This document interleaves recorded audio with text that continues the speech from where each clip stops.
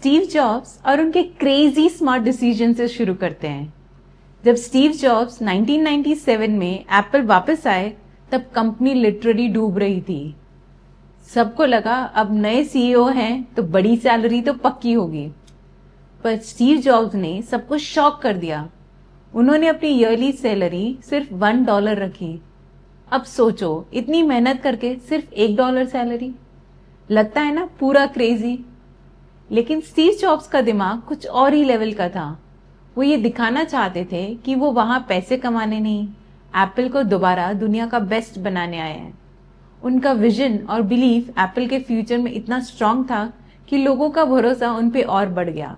Investors, employees सब कहने लगे, ये बंदा सच में दिल से काम कर रहा है। और स्मार्टनेस तो देख ही लो, स्टीव जॉब्स के पास एप्पल के शेयर्स थे। कंपनी ग्रो हुई, शेयर्स की वैल्यू स्काई रॉकेट हुई और स्टीव जॉब्स बन गए बिलियनर। लेसन बहुत सिंपल है, हर डिसीजन शॉर्ट टर्म पैसा कमाने के लिए नहीं होता। कभी कभी लॉन्ग टर्म विजन और ट्रस्ट सबसे बड़ा रिटर्न देते हैं। और मैं भी अब यही सीखना चाहती हूँ, कैसे परफेक्ट डिसीजंस लेकर अपने सपनों की लाइफ क्रिएट कर सकें। रेडी हो आप भी? तो स्वागत है आपका मेरे चैनल में जिसका नाम है मोटिवेट विद शची सेठ। नमस्ते, मैं हूँ शची सेठ, राइटर, एंटरप्रेन्योर, लाइफ कोच और आपकी अच्छी दोस्त। अपनी ड्रीम लाइफ क्रिएट करना काफी हद तक इस बात पर डिपेंड करता है कि आप कैसे डिसीजंस लेते हो। ऐसे डिसीजंस जो आपके गोल्स और एस्पिरेशंस के साथ अलाइन करते हो। ये पर्सनल ग्रोथ के लिए भी बहुत इंपॉर्टेंट है। बहुत सारे लोग डिसीजन मेकिंग में स्ट्रगल करते हैं और इस वजह से उनको लाइफ में डिससैटिस्फैक्शन और फ्रस्ट्रेशन फील होता है। प्रॉब्लम्स क्या होती हैं? एनालिसिस पैरालिसिस, जिसमें हम इतना ज्यादा सोचने लगते हैं कि कुछ डिसाइड ही नहीं कर पाते, या फिर गलत डिसीजन लेने का डर जो इतना बड़ा हो जाता है कि हम नए अपॉर्चुनिटीज का फायदा नहीं उठा पाते। जब मल्टीपल ऑप्शंस होते हैं, हर एक के अपने प्रोज और कॉन्स होते हैं, तो डिसीजन मेकिंग और ओवरवेलमिंग लगने लगता है और फिर हम एक साइकिल में फंसे जाते हैं, सोचने का, कंफ्यूज होने का, पर एक्शन नहीं लेने का।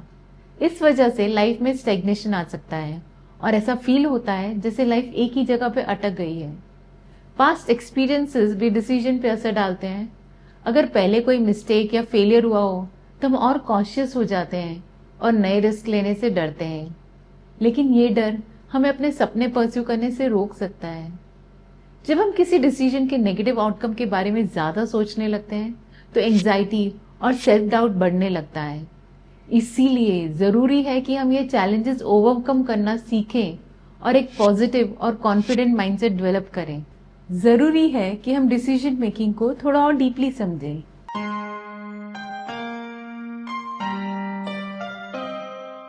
1. We compare everything, relativity. हम चीजों का एक्चुअल वैल्यू देखकर नहीं बल्कि कंपेयर करके डिसीजन लेते हैं। फॉर एग्जाम्पल, जब हम लैपटॉप लेने जाते हैं और एक बेसिक मॉडल 50,000 का हो और एक मॉडल 55,000 का हो जिसमें एक्स्ट्रा फीचर्स हो, आपको लगता है कि 55,000 वाला बेटर डील है, इवन दो आपका ओरिजिनल बजट सिर्फ 50,000 ही था। मार्केटर्स इस ट्रिक का यूज करते हैं ताकि एक्सपेंसिव प्रोडक्ट्स भी रीजनेबल लगे। तो हमेशा खुद से पूछो, क्या मुझे सच में ये चाहिए या मैं सिर्फ इसीलिए ले रहा हूँ क्योंकि ये अच्छे से प्रेजेंट किया गया है। 2. We get tricked by the first price we see, anchoring effect. जब हम कोई पहला नंबर देखते हैं, हमारा दिमाग उसी नंबर में अटक जाता है। अगर पहले हाई प्राइस देखें तो बाकी सब चीप लगता है और अगर पहले लो प्राइस देखें तो बाकी सब महंगा लगता है। फॉर एग्जाम्पल, अगर आप एक स्टोर पहले आपको 10,000 रुपीज की जैकेट दिखाता है और फिर 3,000 का स्वेटर, तो आपको लगेगा कि स्वेटर सस्ता है, जबकि ₹3,000 भी स्वेटर के लिए काफी ज्यादा है। पहले जो प्राइस आप देखते हो उसका ध्यान रखो। स्टोर्स अक्सर पहले हाई प्राइस दिखाकर आपके एक्सपेक्टेशंस को कंट्रोल कर देते हैं। 3. Free things make us irrational. हम फ्री चीजें देखकर खुश हो जाते हैं, चाहे वो जरूरी ना भी हो।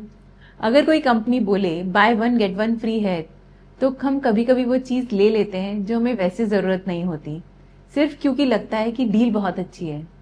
तो कुछ भी फ्री देखकर लेने से पहले सोचो, क्या मुझे वाकई में ये चाहिए या मैं सिर्फ फ्री सुनकर अट्रैक्ट हो रहा हूँ। 4. Money versus emotions, social versus market norms. जब बात पैसे की होती है और जब बात दोस्ती या काइंडनेस की होती है तो हम बिल्कुल अलग तरीके से रिएक्ट करते हैं। अगर कोई दोस्त हमारी हेल्प करता है घर शिफ्ट करने में तो हम उसको थैंक यू बोलते हैं, ऐसे ही वो खुश हो जाता है। लेकिन अगर हम उसको पैसे देंगे तो हो सकता है वो बुरा मान जाए, क्योंकि जब पैसे बीच में आते हैं तो रिलेशनशिप्स चले जाते हैं।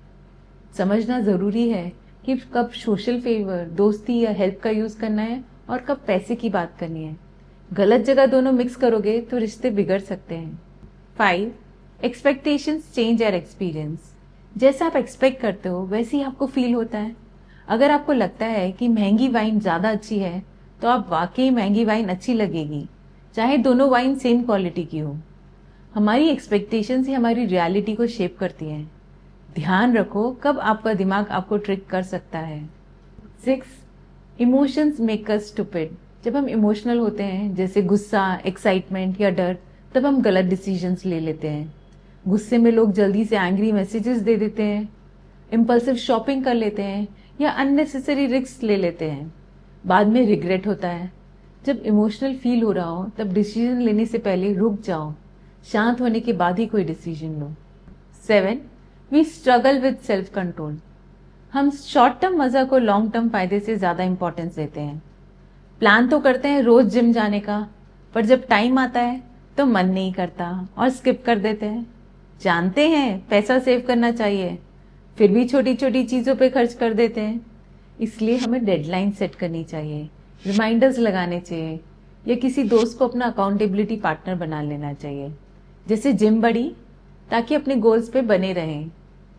8. We overvalue what we own. Endowment effect. हमें अपनी चीजें दूसरों से ज्यादा वैल्यूएबल लगती है।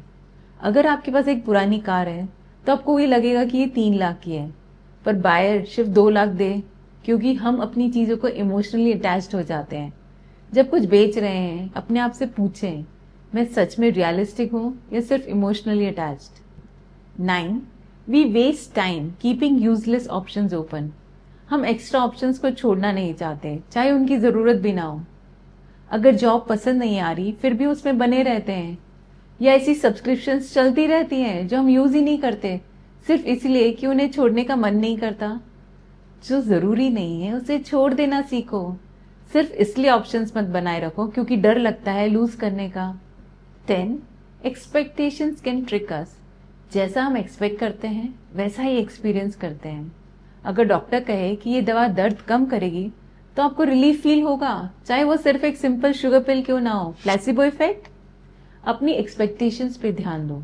कभी कभी चीजें सिर्फ इसलिए अच्छी लगती हैं क्योंकि हमने पहले से सोच लिया होता है कि वो अच्छी हैं। 11. Expensive things feel better. हमें लगता है कि जो महंगा है वो बेटर है, चाहे वो सेम ही क्यों ना हो। लोग सोचते हैं कि 1000 रुपीज की पेन किलर ज्यादा काम करेगी 10 रुपए वाली से, जबकि दोनों में सेम मेडिसिन होती है। महंगा होने का मतलब हमेशा बेटर होना नहीं होता, हमेशा फैक्ट्स चेक करना जरूरी है। 12. स्मॉल डिसऑनेस्टी ग्रोज बिगर। छोटी छोटी चीटिंग्स आदत बन जाती हैं और बढ़ती जाती हैं। जैसे अगर कोई ऑफिस के सामान को चुपके से घर ले जाता है तो धीरे धीरे वो बड़े काम में भी चीटिंग करने लगता है। जैसे कोई टैक्स चीटिंग करने के बाद बड़े अमाउंट्स में भी झूठ बोलने लगता है। छोटी छोटी गलत आदतें भी बड़ी प्रॉब्लम्स बन सकती हैं। हमेशा अपने एक्शंस पे ध्यान रखो। 13. We believe we are in control but we are not. हमें लगता है हम अपने डिसीजन स्मार्टली लेते हैं, पर असल में हम मार्केटिंग से, इमोशन से और ब्रांडिंग से इन्फ्लुएंस होते हैं। फॉर एग्जाम्पल, लोग कहते हैं कि उन्हें किसी ड्रिंक का टेस्ट पसंद है, बहुत सारे अवेलेबल है, Thums Up, Coca Cola, Pepsi, पर जब ब्रांड नेम हटा दिया जाता है तो वो टेस्ट का फर्क ही नहीं पहचान पाते। अपनी चॉइसेस को हमेशा क्वेश्चन करो, क्या मैं सच में अपनी मर्जी से डिसाइड कर रहा हूँ या किसी इन्फ्लुएंस में आकर। हम सोचने लगते हैं कि हम रैशनल हैं, लेकिन हम बार बार प्रेडिक्टेबल गलतियां करते हैं। जब हम ये समझ लेते हैं कि हिडन फोर्सेस कैसे काम करते हैं तो हम अपने डिसीजंस को बेटर बना सकते हैं, चाहे वो पैसा हो, रिलेशनशिप्स हो, हेल्थ हो या हैप्पीनेस से रिलेटेड हो।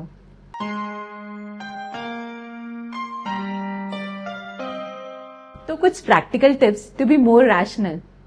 चीजों को उनकी जरूरत के हिसाब से कंपेयर करो, ना कि मार्केटर्स जो दिखा रहे हैं उससे। जब इमोशनल हो तब डिसीजंस लेने की जल्दी मत करो।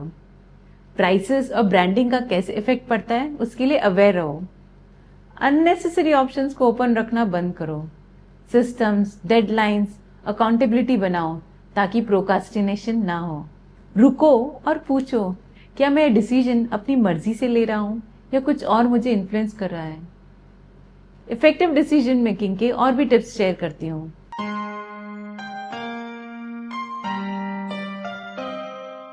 1. Visualisation.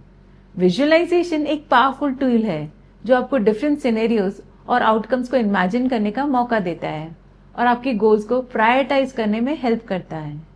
2. Focus on your goals. जब आप अपने गोल्स पर फोकस करते हो तो आप डिसीजंस ऐसे ले सकते हो जो आपके एस्पिरेशंस के साथ अलाइंड हो। 3. Prioritization. Eisenhower matrix जैसे मेथड्स यूज करने से आप अपने टास्क और डिसीजंस को अर्जेंट वर्सेस इंपॉर्टेंट में डिवाइड कर सकते हो ताकि आप उन चीजों पर फोकस करो जो सच में इंपॉर्टेंट है। 4. Mindfulness and self reflection. Mindfulness और सेल्फ रिफ्लेक्शन आपको अपने इंट्यूशंस और वैल्यूज को समझने में हेल्प करता है और आप ऐसे डिसीजन ले सकते हो जो आपके ट्रू सेल्फ के साथ अलाइंड हो। आप सोच समझ के डिसीजन लेते हो। 5. Break big decisions into smaller steps. बड़े डिसीजंस को छोटे छोटे स्टेप्स में डिवाइड करने से प्रोसेस इतना ओवरवेलमिंग नहीं लगता और हम कॉन्फिडेंट और मोटिवेटेड फील करते हैं। 6. Focus on your core values and priorities. सबसे ज्यादा इम्पैक्टफुल स्ट्रैटेजी है अपने कोर वैल्यूज और प्रायोरिटीज पे फोकस करना।